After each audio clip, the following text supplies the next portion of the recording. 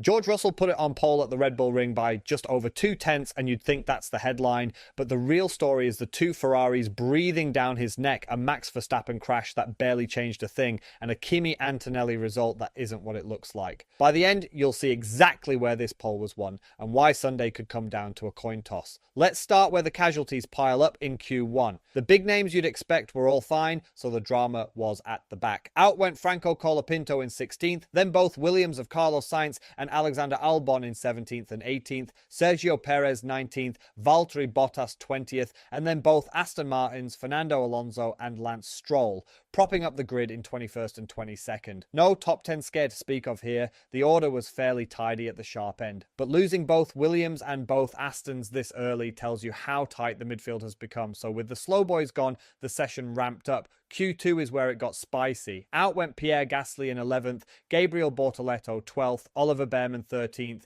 Nico Hulkenberg 14th, and Esteban Ocon 15th. All of them on fresh 2-lap softs and still falling short. Now here's the gamble. Red Bull chose not to send Max Verstappen out for a late second run, reckoning he was safely through. Then Gasly improved to within 0.04 of the cut and qualified 11th, a whisker from bumping Verstappen out of Q3 altogether. Sit tight nearly turned into a disaster. And look at the teammate picture. Gasly was a huge 6.5 tenths up on Colapinto, an Alpine gap far wider than their season norm. So how did the top 10 shake out? Q3, full qualifying mode, everyone on fresh rubber with nothing left in the bag. This is the cleanest read on raw car plus driver pace all weekend, and George Russell nailed it, a 106.113 for pole by 236 thousandths. Behind him, Charles Leclerc, then Lewis Hamilton, then Kimi Antonelli, all separated by barely a tenth. Max Verstappen 5th, the McLarens of Lando Norris and Oscar Piastri 6th and 7th.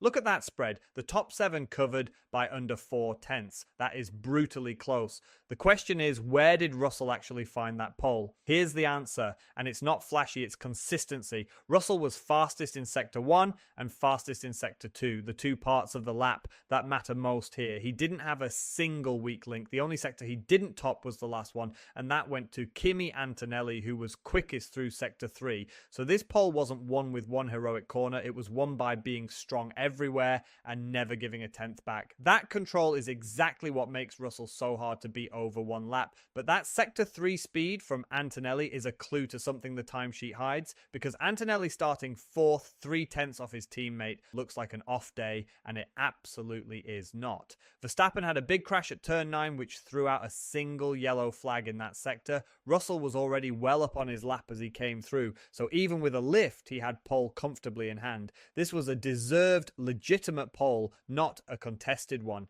Antonelli though lifted hard for those same yellows and lost a chunk of his lap right there, arguably backing out more than he needed to. So his P4 flatters to deceive. The championship leader had genuine pole fight pace, and the gap to Russell is the yellow flag talking, not the car. Keep that in mind for Sunday, and then there's Ferrari, who simply cannot be ignored. Charles Leclerc qualified second, and that's a serious move. He's lined up over 3 places higher than his season average. Lewis Hamilton slotted in third, just 59 thousandths behind his teammate. A Ferrari split far tighter than they've usually managed this year. Both cars right in the pole fight on outright pace, locking out the second row. McLaren, meanwhile, were practically inseparable. Norris ahead of Piastri by just 9 thousandths, the closest teammate battle on the grid. With margins this small across 3 different teams, Sunday is wide open. So what does the race itself look like? This is where it gets really interesting. Qualifying ran in 33 degrees and clear skies,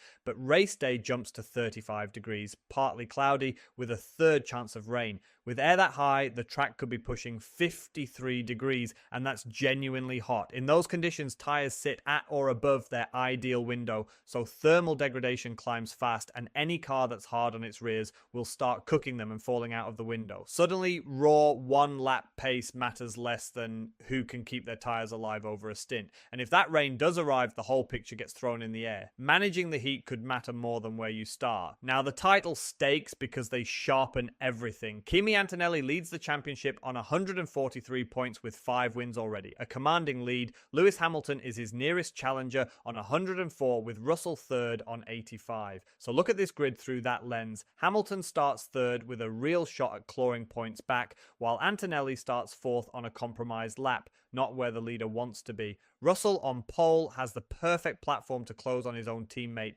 Every position here has championship weight behind it. It's just as live in the constructors' fight. Mercedes lead on 228 points, comfortably clear of Ferrari on 162. But here's the thing, Mercedes have pole, yet Ferrari have both cars on the second row, second and third. If those red cars convert and the silver ones split, Ferrari can take a real bite out of that gap in a single afternoon. Mercedes need Russell to lead and Antonelli to recover from fourth to keep the cushion intact. The team battle could swing on how this opening stint plays out. So here's the grid and here's the race in a nutshell. Russell on pole, both Ferraris loaded behind him, a fired up Antonelli starting fourth with far more pace than that suggests, and Verstappen fifth after that Q3 shunt. Special mention to Leclerc, the biggest climber against his season form, and to Verstappen up nearly 3 places on his average. The top 7 are covered by under 4/10. The track's going to be brutally hot, and there's a 1 in 3 chance of rain to scramble it all. That is a recipe for a cracker. So tell me in the comments, does Russell convert pole, or do the Ferraris finally strike? Who's your winner? That's qualifying done. Now bring on Sunday. If you enjoyed this, smash the like and hit subscribe because the full race breakdown lands right after the flag.